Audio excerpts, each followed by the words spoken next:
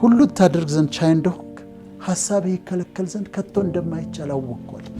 አሁን እኔ ሁሉንም እችላለሁ ካልኩኝ ከሳይንስም ጋር ጋጫለሁ። ሳይንስም አይልም እንደዛ።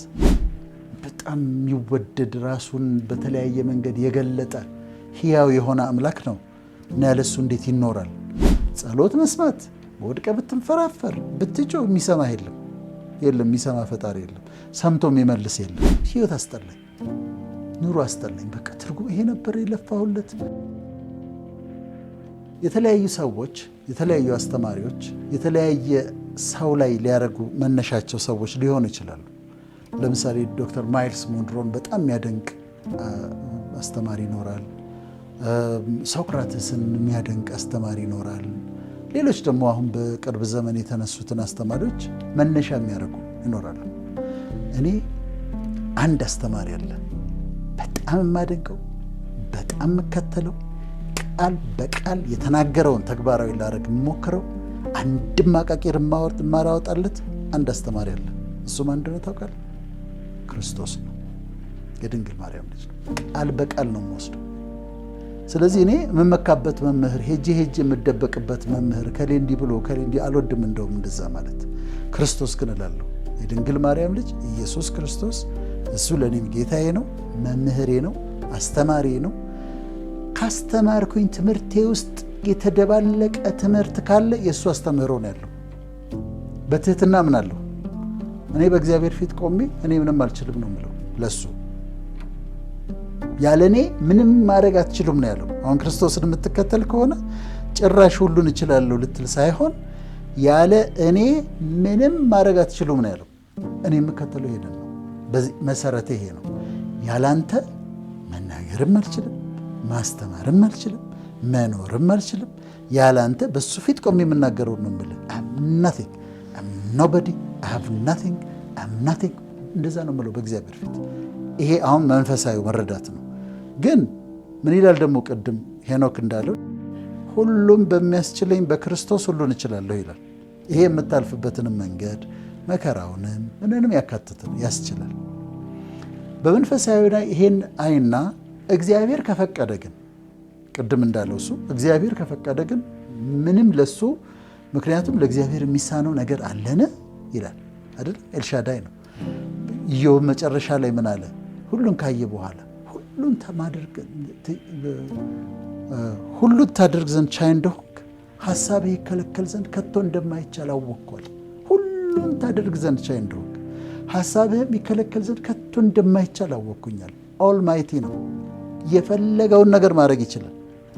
ስለዚህ እኔ ሕክምና ተምሬ ጨርሼ ዶክተር ሆኜ ደብረ ዘይት እየሰራሁ ባለበት ሰዓት ሕይወት አስጠላኝ፣ ኑሮ አስጠላኝ። በቃ ትርጉም ይሄ ነበር የለፋሁለት። ጫት እቅማለሁ፣ አጨሳለሁ፣ አዲስ አበባ መጣጥናጠጥ ከሰኞ እስከ ዓርብ ደብረ ዘይትና ናዝሬት ትሰራለሁ። አልቀደ ዊኬንድ ላይ መጥቼ አዲስ አበባ ናይት ክለብ እሄዳለሁ። ይሄ ነው አልኩኝ ሕይወት። ከዛ እግዚአብሔር መፈለግ ጀመርኩ። ስለዚህ እኔን አንስቶኝ እሱ የፈለገውን ነገር ማድረግ ይችላል እንጂ እኔ ሁሉን ነገር አልችልም። ይሄ መንፈሳዊ ነው። ወደ ሳይኮሎጂው ልምጣለን። ሳይኮሎጂው ላይ በፊት ሰዎች በጣም ጥሩ ጭንቅላት አላቸው፣ ኢንቴሊጀንት ናቸው የሚባለው ማትስ ጎበዝ ከሆኑ ነው። ከዛ ግን ጋርድነር የሚባል ሳይንቲስት መጣ እና አይ ማቴማቲካል ኢንቴሊጀንስ እኮ አንድ ነው፣ ሌሎች እኮ አሉ ብሎ አስረዳ። ምን ብሎ አስረዳ?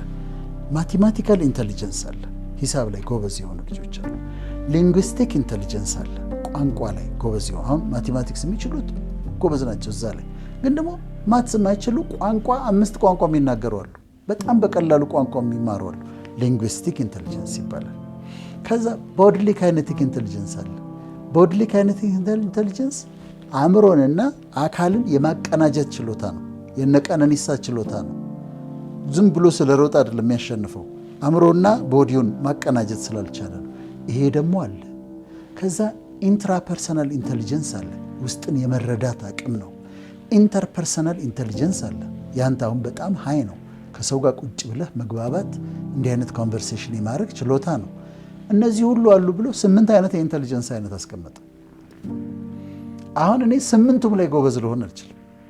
ለምሳሌ ቦድሊ ካይኔቲክ ካልክ እኔም መሮጥ አልችልም፣ መደነስ አልችልም፣ አያምርብኝም እንደው በሞክረው እንኳን። ስለዚህ የኔ ቦድሊ ካይኔቲክ ኢንተሊጀንስ ሎው ነው። ማቴማቲካል ኢንተሊጀንስ ሃይ ነው። ሊንጉዊስቲኩ ሃይ ነው። አንድ አራቱን ከፍ ያለ ስኮር ኢንትራፐርሰናል፣ ኢንተርፐርሰናል፣ ናቹራሊስቲክም አለ። አንዱ ናቹራሊስቲክ ነው። አካባቢን የመንከባከብ ችሎታ፣ አትክልቶችን መንከባከብ፣ ዙሪያን መንከባከብ። እሱ ደግሞ እውቀት ናቹራሊስቲክ ይባላል። 8 አይነት ኢንተሊጀንስ ነው ያለው። አሁን እኔ ሁሉንም እችላለሁ ካልኩኝ ከሳይንስም ጋር እጋጫለሁ። ሳይንስም አይልም እንደዛ። ግን በሞቲቬሽን እንደዛ የሚሉ ሰዎች አሉ፣ በዓለም ዙሪያ አሉ። ሁሉም ያቅት የለም ትችላለህ፣ ብቅ ተነስተህ አድርገው ምናምን። እኔ የማልችለው በጣም ብዙ ነገር አለ፣ አልሞክረውም ጭራሽ። በተሰጠኝ ግን እግዚአብሔር በሰጠኝ ስጦታ ግን ያንን አዳብሬ አሳድጌ ያንን እዛ ላይ ግን ኢፌክቲቭ ለመሆን እሞክራለሁ። ስለዚህ ሴክሬት ይነሳል። ልክ አሁን የተጻፈ ነው የመሰሉ ሴክሬት። አሁን በዚህ ክረምት ያየሁት ሴክሬት አሁን ይወጣ። ዲያብል ባን ነው። ሉሲፈር ደግሞ ሰሞኑን የወደቀ ነው ይመስለው። ሰሞኑን ቦሌ አካባቢ ድንገት የወደቀ ነው ይመስለው ራሱ ሉሲፈር። ስናው ዲስከሽናችን ያለውን ዲስከሽን ሳይ እንዴ ሉሲፈር እኮ ቆይቷል። ሉሲፈር አዲስ ነገር እኮ አይደለም ማለት አዲስ ነገር አይደለም ስለ ሉሲፈር ሰይጣን ነው። ምንም ጥያቄ የለውም እኮ ይሄ የጨለማ ኃይል ነው። ምንም ጥያቄ ውይይት አያስፈልገው ትላለህና የሴክሬትና የሉሲፈር ውይይት በጣም እያስገረመኝ ነው የቆየሁት ልልህ ነው። እና ይሄም ከተነሳ አይቀር ሉሲፈር አጭር ነገር ለማለት ሕዝቅኤል 28 ላይ አለልህ። ሕዝቅኤል 28 ላይ ስለሱ ይናገራል። በክብር በነበረበት ሰዓት ወርቅ ልብስህ ነበረ፣ ሪያስጴድ መረገድ ነበር የምትለብሰው፣ አንተ ልትጋርድ የተቀባህ ኪሩብ ነበርክ ይለዋል። ምን ማለት መሰለ? እግዚአብሔር ፊት የሚቀርበውን አምልኮ የሚመራው ሉሲፈር ነበር። እና የሙዚቃ ስራ ያንተ ነበረ፣ አለባበስህ እንዲህ ነበር፣ ክብርህ እንዲህ ነበር፣ ውበትህ እንዲህ ነበረ። በዛ ሰዓት እውነት ነው የንጋት ኮከብ ነው ሉሲፈር። እና በእግዚአብሔር ፊት ቀድሞ የሚቆም ሌሎችን መላእክቶችን ለአምልኮ የሚያነሳሳ እግዚአብሔር እንዲመለክ የሚያደርግ በጣም ውብ መልአክ ነበር። ከዛስ የእግዚአብሔርን ቦታ ተመኘ። የእግዚአብሔርን ቦታ ሲመኝ በክብሩ እግዚአብሔር ሁሉን ነገር ይሰጣህና ክብሩን እንድትነካ አይፈቅድም። በክብሩ ቀልድ የለም። በልጁ አይችልም፣ አይታገስም። ይሄ ግን ሉሲፈር እንደዛ መወደዱን፣ ውበቱን፣ የለበሰውን መረገድ የያስጴድ ዳይመንድ የለበሰውን ወርቅ፣ የሙዚቃ ስራውን ሊጋርድ የተቀባ ኪሩብ መሆኑን አየና እኔ ለምን አልመለክም አለ። የእግዚአብሔርን ቦታ ፈለገ። ከዛ አነሳና ጣለው። ከዘመናት በፊት ሉሲፈር ተጣለ። ሉሲፈር ሲጣል ሂዝ ኖ ሞር ሉሲፈር። አሁን ሰይጣን ነው፣ ዲያብሎስ ነው፣ የተጣለው ዘንዶ ነው። እነ ሚካኤል የተዋጉትና ያሸነፉትና የጣሉት ነው። የጨለማ ዓለም ገዢ ነው። አትዘምርለትም፣ አትገጥምለትም፣ ምን አትልለትም። ሃይማኖት እኔ በጣም አስፈላጊ ነው ብዬ ነው የማምነው። እኛ ሀገር እኮ ሃይማኖት ኖሮ እንደዚህ ሆንን። ፈርሃ እግዚአብሔር ባይኖረን፣ ሃይማኖት ባይኖረን ደግሞ እንዴት ነበር ብንሆነው ብዬ አስባለሁ። ሃይማኖት ይዞናል። የሰው ልጆችን የያዘን ሃይማኖት ነው። እስልምናን ከተመለከት ኢስላም ማለት ራሱ ሰብሚሽን ማለት ነው፣ መገዛት ነው። ስለዚህ ለአላህ ትገዛለህ ማለት ነው። እና የሚገዛ ህዝብ ነው የምታገኘው። ለሱ ካልተገዛ ችግር እንደሚገጥመው የሚያስብ ህዝብ ነው የምታገኘው። በክርስትና ደግሞ እግዚአብሔርን የሚወድድ እግዚአብሔር ፈቃዱን አድርጎ በእግዚአብሔር ተባርኮ ለመኖር ህግጋት ቃሉን ለመጠበቅ የሚሞክር ህዝብ ነው የምታገኘው። በትክክል ብንተገብረው ኖሮ በትክክል ብናስተምረው ኖሮ እንደ ሃይማኖት የሚጠቅም የለም። ለእኔ ሃይማኖት ዋነኛ ነገር ነው። መንፈሳዊ ህይወቴ ዋነኛ ነገር ነው። በጣም የሚወደድ ራሱን በተለያየ መንገድ የገለጠ ሕያው የሆነ አምላክ ነው እና ያለሱ እንዴት ይኖራል? ሃይማኖት ያስፈልጋል።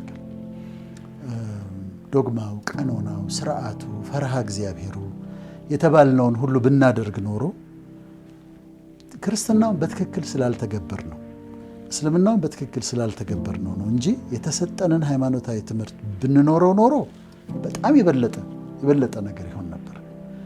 ግን አሁንም የሃይማኖትን እኔ ጠቃሚነት እጅግ በጣም ጠቃሚነት ነው ማለት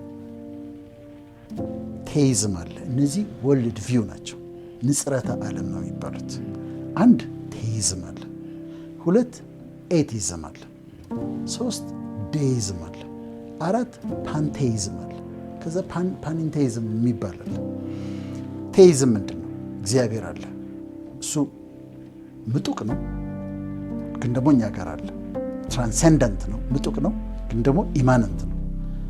የዚህ መሬት መንቀጥቀጥ ምናምን አያውከውም፣ ምጡቅ ስለሆነ ትራንሰንደንት ስለሆነ፣ ግን ደግሞ በእኔና በአንተ መካከል አለ፣ እዚህ አሉን አለ። ይሄ ቴይዝም ነው፣ አንድ አመለካከት ነው። ሁለተኛው ኤቲዝም ነው። ኤቲዝም የለም ነው፣ በቃ ፈጣሪ የለም ብለው የሚያምኑ ሰዎች ናቸው። ይህ አመለካከት ነው። ስለዚህ በኢቮሉሽን ነው ሁሉም ነገር የሆነው፣ ሌላ ነገር የለም፣ ፈጣሪ ያጣብቅ የለም ብሎ የሚያስተምር ነው። ከዛ ዴይዝም አለ። ዴይዝም ምንድን ነው የሚለው? እግዚአብሔር አለ፣ ፈጣሪ አለ፣ ግን ፈጠረና ሁሉንም ነገር ፈጠረ፣ አስተካከለና ወጣ። በፊዚክስ ህግ፣ በኬሚስትሪ ህግ ምድር እንድትደራደር ትቷት ወጣ። ፈጥሯል፣ እሱ አለ፣ ግን አያገባው። በቃ እዚህ ምድር ላይ የሚሆነው በፊዚክስ በኬሚስትሪ በተፈጥሮ ህግ ነው እንጂ እሱ ጸሎት መስማት፣ ወድቀ ብትንፈራፈር ብትጮህ የሚሰማ የለም፣ የሚሰማ ፈጣሪ የለም፣ ሰምቶ የሚመልስ የለም። ዴይዝም ይሄ ነው። ፓንቴይዝም ደግሞ እግዚአብሔር ሳይሆን ያለው ዩኒቨርስ ራሱ አምላክ ነው። በቃ ዩኒቨርስ አሁን ዩኒቨርስ ይሰጠናል ሲሉ በቃ እንደ አምላክም ነው፣ እሱ ሰጪ ነው ዩኒቨርስ። ቅድም አልቀበለውም ያልኩ ማለት ነው። ስለዚህ ዩኒቨርስ ይሰጠናል ሲሉ ዩኒቨርስ ራሱ አምላክ ነው የሚል ነው። ሌላ ፓኒንቴይዝም ደግሞ የሚባለው አለ ፈጣሪ፣ ዩኒቨርስ ቦዲው ነው፣ ዩኒቨርስ አምላክ አይደለም ግን ቦዲው ነው የሚል የተለያየ አመለካከት አለ። አሁን ምንድነው ዴይስቶች የሚል ጽሑፍ አየሁ እና ዴይስት አልኩኝ ማለት በዴይዝም ማምን እግዚአብሔር አያገባውም፣ ከዛ ፈጥሮ ትቶታል። እኔ እኮ በጣም ነው የምጸልየው ማለት የጸሎት ህይወቴ ተክለ ሃይማኖት። አሁን እንግዲህ ግድ አንዳንድ ቦታ ላይ ስለ ራስ መናገር አለብን። እኔ እኮ ዴይሊ ዲስፕሊን አለ የጸሎት እግዚአብሔርን አመልካለሁ፣ በእግዚአብሔር ሰግዳለሁ። ወደ ጸሎት ከመጣህ የንስሐ ጸሎት አለ፣ ሪፔንተንስ ይባላል። ሁሉም ጋር አለ ስላለየ ነው። የንስሐ ጸሎት አለ። እኔ ስውል አሁን እንኳን ከአንተ ጋር ሳወራ የሰራሁት ስህተት ካለ ማስታውሰውም ካለ ወይ ደግሞ እኔ ሳላውቅ ያጠፋሁት ካለ በኋላ ስጸልይ ይቅርታ ጠይቃለሁ። እግዚአብሔር ሆይ በድዬህ ቢሆን ተሳስቼ ቢሆን መንፈስን አሳዝኜ ቢሆን የሰዎችን ስም ያላግባብ አንስቼ ቢሆን ቅድም ስጠነቀቅ አይተሃል። ያላግባብ አንስቼ ከሆነ ግን ይቅር በለኝ እላለሁ። የንስሐ ጸሎት ነው። ከዛ ታንክስ ጊቪንግ ደግሞ አለ፣ የምስጋና ጸሎት ነው። ይሄን አድርገህልኛል፣ ጤና ሰጥተኸኛል፣ ልጆቼ ሰላም ናቸው፣ የዘላለም ሕይወት ሰጥተኸኛል ብለህ ደግሞ የምትጸልየው ደግሞ ጸሎት አለ። ከዛ ደግሞ የፔቲሽን ይባላል፣ የምትጠይቀው ደግሞ ይህን ደግሞ ብታረግልኝ፣ እንዲህ ደግሞ ብታረግልኝ፣ እንዲህ ደግሞ ብታሰጠኝ የምትለው አለ። አራተኛ ኢንተርሴሽን አለ። ኢንተርሴሽን ደግሞ እኔ ለአንተ የምጸልየው ነው፣ አንተ ለእኔ የምትጸልየው ነው።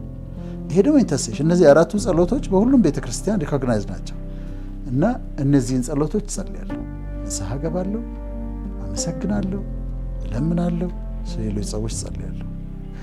ለእኔ በጣም ቅርብ ነው እግዚአብሔር፣ በጣም ህልውናው ቅርብ ነው። እንደውም እኔ ከሰው ጋር ከማወራው ከእግዚአብሔር ጋር ማወራው ይበልጣል። መኪና እየነዳሁ እንኳን እግዚአብሔር ሆይ አሁን ሄድ የለም ሳላውቀው ዛሬ ከተክለ ሃይማኖት እግዚአብሔር ሆይ ዛሬ ከተክለ ሃይማኖት ጋር በጣም ጥሩ ጊዜ ነበር ብዬ ከሱ ጋር ነው የማወራው። የኔ ኮንቨርሴሽን ከሱ ጋር ነው። እናመሰግንሃለሁ። አሁን እየነዳሁ ስመጣ እየጸለይኩ ነበር። የጸለይኩት ምንድን ነው? በቃ መገኘትህ ከኛ ጋር ይሁን፣ የምናነሳቸው ሀሳቦች ለህዝብ የሚጠቅሙ ይሁኑ፣ በአንደበቴ እንዳልስት፣ በአንዳንድ በተቃወሙኝ ሰዎች ተነስቼ መጥፎ ነገር እንዳልናገር ተቆጣጠረኝ፣ ግዛኝ፣ ለቃለ መጠይቃችን ውበት ስጠው፣ ባርክን እያልኩ እየጸለይኩ